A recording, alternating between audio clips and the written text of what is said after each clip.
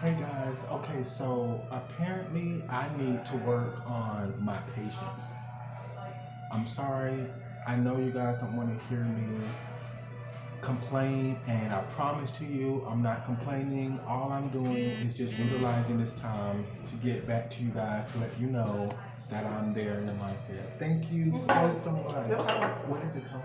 250. Here you go. Let's get this. Thank you. Thank you. Appreciate it. Thank you. Yeah, this is my first time coming in here. This nice sweet lady gave me some coffee. I was scared to come in here because I didn't know if it was only for the people that came inside of the I think it's a cultural center next door, and this is a nice cafe, so it's open to the public. Yay! Um, oh, she brought me cream and sugar and half, and yay! Oh, she gave me the good sugar too. It's the cane sugar. This is healthy for you. So what I was getting ready to say, I'm getting right back on track. Um, Apparently, I need to work on my patience, and I'm not sure how. I know how important it is to be patient because you can actually miss some things in life when like opportunities and things like that. You know, if you were just like to wait and just be patient. But unfortunately, I've mastered the being patient part of myself, and other people may not be able to see that. But I'm literally coming from a family that has missed out on so much in life, and I don't want to speak on it because maybe they not. I don't want to say maybe. I know for sure that God can replace everything that we have missed, and He can open the doors for other opportunities that were fulfilled in the void of what we've missed. But I have literally come from a family to where I was robbed from a relationship with my father. I was robbed from a lot of things that normal children would have. The family time, the family experience. People can visit their other family members. Just things, I'm blessed to have what I've had while growing up. But like my own grandmother could say, and she's also witnessed that we could have had more if there was more order and things like that within our parent. So if my mother had more order and stability with her lifestyle, this is not to point the finger, but this is just a lot of other parents also, and a lot of people in general. So you miss out on a lot of opportunities when you um, void a lot of communication that can be happening between you and a close family member and people that love you. And when you spend more time with your children or spend more time in church, if you were raised for a structured lifestyle, that to be one of your paths, just daily things that you would do to show that you love your own children, or just anyone, just keeping in touch and things like that. You missed out on a lot of things, and I mean a lot of things like going to your child's school and keeping in touch with the teacher about your child's whereabouts and what their learning strategy is, or going out to like just in like a park or amusement place, or just spending more time, quality time with your children, and you guys can spend it together as a family. Like things like that, you can build a relationship and work on things between yourselves. So just to know that I have waited long enough to um, push aside opportunities that is literally right in front of me, knowing that I am the one that will actually wait for things, and I know how important it is to actually wait for things to come, because you have to master and learn patience no matter what, wherever you go. But I'm getting a lot of comments and backlash lately that I am not patient enough or I need to work on my patience. Now, that is absolutely funny, but if you have literally been where I've been, you would know that I have waited literally long enough, and it is time for someone to literally lend out a hand and take me in and help. Like, I literally have waited a long time for a lot of things. So if I'm out there trying to grasp and get back the things that were promised to me from God, okay, from myself, then if there's a process of waiting, then I will wait. But if I don't feel like it is, the process is,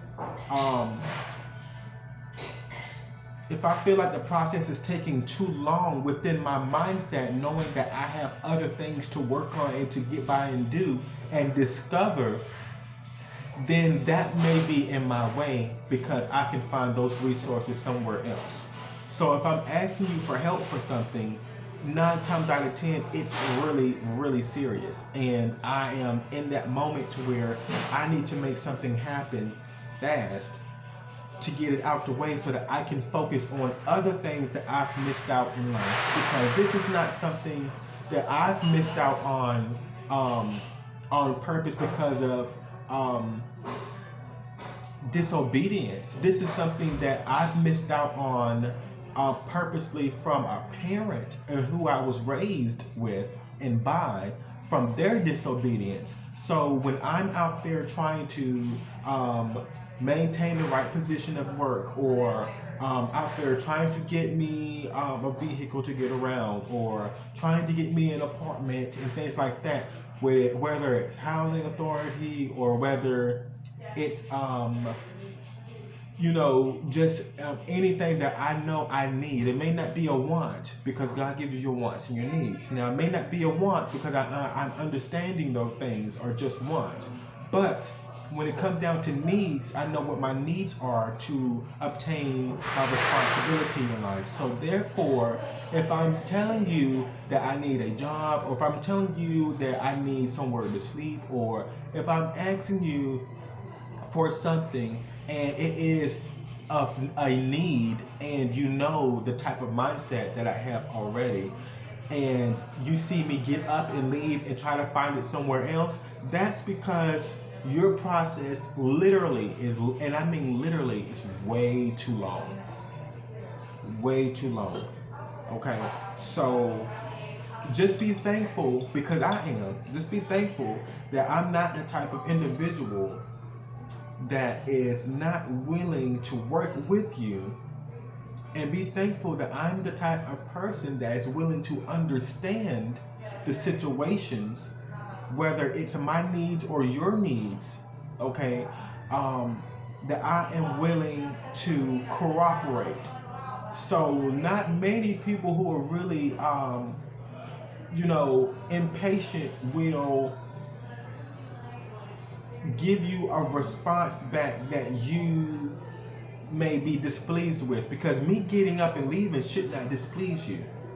Okay, me reacting in a way using profanity or slandering something about you and your name, or harming you because of I didn't get any service from you, that might be something you might be upset about.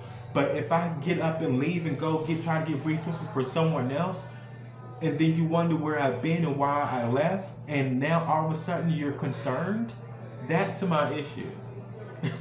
So it's not that, I'm not being patient. It's that I've been patient long enough, and now it's time for you to use your brain, utilize the time, and understand my situation, where I'm coming from, and why I may be different than the next person. Now, we all are having the same type of issues, because an issue is an issue. But you can see where some people have literally been given things to them all their life versus someone who haven't, versus someone who is thankful about what they have been given, plus they are willing to cooperate. But if a month or some weeks or 3 months is too long for me, and I'm letting you know that it is, and the resources are literally right in front of me, then it would be proper and generous if you would actually try to get around whoever is operating that type of system to come face to face and have a conversation with me and that person and work something out to where I can be pushed along further. Therefore, there would be no continue to wait and continue to wait and continue to wait. We'll be waiting all day. I'll be waiting all day. And if you think about it, if you actually help me, I can actually be beneficial to you. Like I would actually be an aid to you because I know what type of mindset you need to have in order to get certain things done. Okay, I know how to be responsible and cooperative. I know how to use my resources. I know how to. I really know how to benefit other people with the skills that I have. Now, other people have skills to benefit others also, but who has the talent that needs to be observed the most? The person who is labeled the star. Okay, there are many stars out here, many stars, and when I say stars, some people who just have a special gift about them. Those are the type of individuals you actually want to push a little bit further, especially if they are in or maybe in a dangerous situation to where the resources that they are around aren't being enabled enough to help that person get a lot further in life. So, I mean, there's nothing wrong with that. So, when I was staying at my after I got terminated from one of my jobs at Ralph Lauren through Adecco, when I told you about the story, um, I immediately went to the shelter, and then I immediately, I got impatient with them because I've been with them for about 3 months, and they also had resources there, but they were utilizing it the correct way. So I did get impatient, and I actually ended up leaving. So I did not want to go back to my mother's house, but unfortunately, I actually went over there to her house. And my grandmother, she was just really happy that, I was out of the shelter, that I actually went to my mother's house where it was a lot safer, where she thought, than the actual men's shelter. But only I can determine that because I know what I'm experiencing. And I can determine what she determines also, but it just takes time. But actually, you would know. It's up to you whether to decide if a place is, I'm going to have to say, safe enough for you to be in. So that's that. Another thing is, I got to the point to where I was ready to leave her house as well. And the reason why I was willing to leave her house is because she was also using drugs. Okay, her boyfriend was using drugs as well, and I did not feel like it was a safe environment because I was having income come in just as well as she was, from whatever she had income coming from, and don't want to put any business out there or anything like that. But I had my own income coming in, and because she was actually using drugs, she would literally spend all her money up on the wrong things. The boyfriend that she had would help her do that as well. He moved in with her. He doesn't have his own place, and that kind of like separated, the relationship between her sons and you know and her.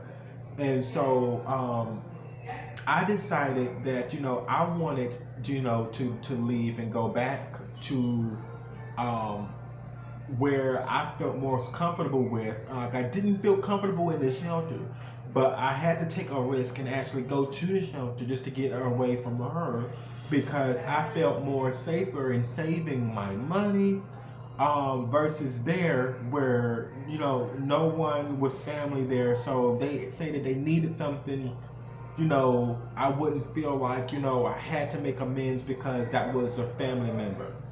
But however, I felt like every now and then, even though she was being abusive to certain drugs, sometimes she would have certain stories to tell, and it would make me believe that okay, Chris, this is your mother. Help her out as much as you can, and you're not supposed to really go over your limit to help her.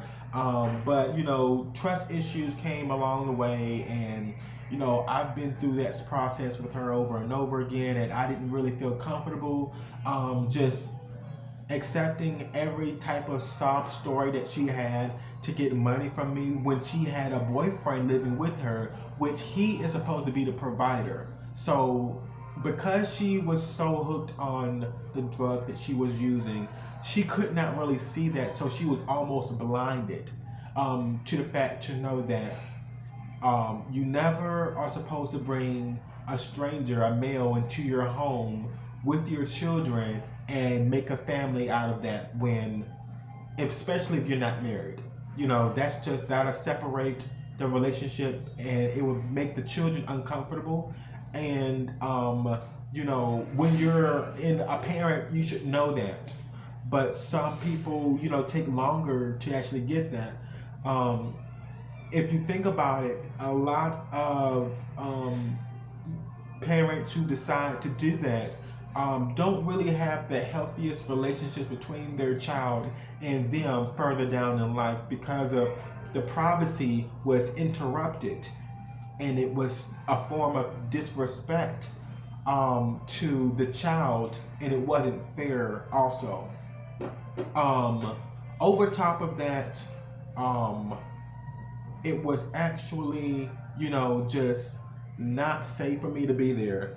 So my grandmother decided that it was a good idea for me to leave, and then she also was a little upset that I did leave, and then she kind of like wasn't. So it was almost like to she wanted to accept the fact that I was right, but at the end of the day, because she was a grandparent, it's almost like she was kind of ashamed to say, you were right, and my daughter is not the type of environment that you should be around. And no grandmother wants to say that about, especially when you have a grandmother who is spiritually there within her mind and know the ins and out of the book and the way of how to carry a relationship between your parents and just you in general and towards your children, knowing that her daughter is completely out of order and she's blinded basically. And so I didn't feel safe being over there, so eventually I ended up actually leaving. So she thought that I maybe, if I would have waited a little while, then things probably would have gotten better. But I'm letting her know, wait for what when months and years and the same cycle repeats itself over and over again. There is no change right now. So yes, I did get impatient, but for her it was impatient in a way that it was negative. My impatient was in a way that it was actually positive, because I got out of a bad environment and now I feel more freer to manage my money and do what I'm supposed to do in order to um, be more established and gain responsibility. Then it seems like after I leave, then all of a sudden, she's agreeing to what I'm doing. So that's the part that I'm letting you guys know. Once you're robbed, if you were robbed from so much in your life and you have became, but you are always humble throughout the whole entire process, then why not be okay with someone being impatient? Why not? And that's something that most people will probably have an issue with. But if you understand, if you're spiritually there in the mind, then you will actually know exactly what I'm talking about. Like, literally. And it doesn't have anything to do with not liking the other person's opinion, because I understand other people's opinions and I'm able to work through and think through the way that they do in order for me to understand both sides. So if you have a person like that you can actually work with, why not help that person out? Why not give them a hand? And why not try to push things further so they can get further in life, if you know that they are the type of person that can aid another person?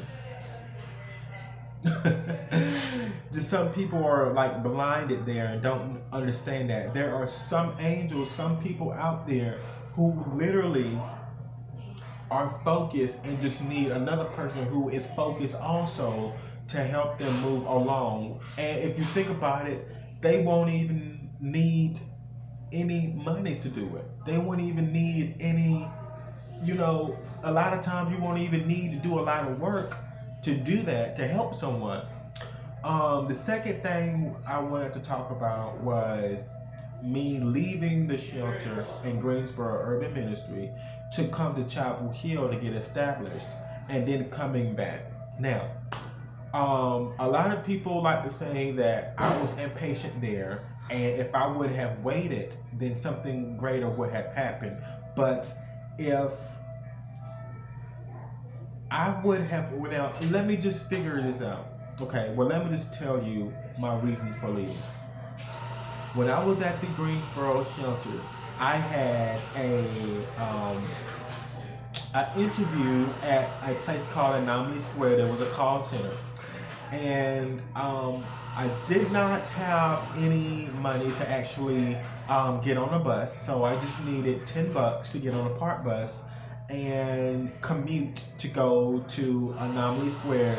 And then once I get back from Anomaly Square and they tell me that I have the job, then I'll find my own transportation there. Boom, throughout the week and everything. But that $10 would have got me through the whole week. But especially my first week of work. Now, so I called my mother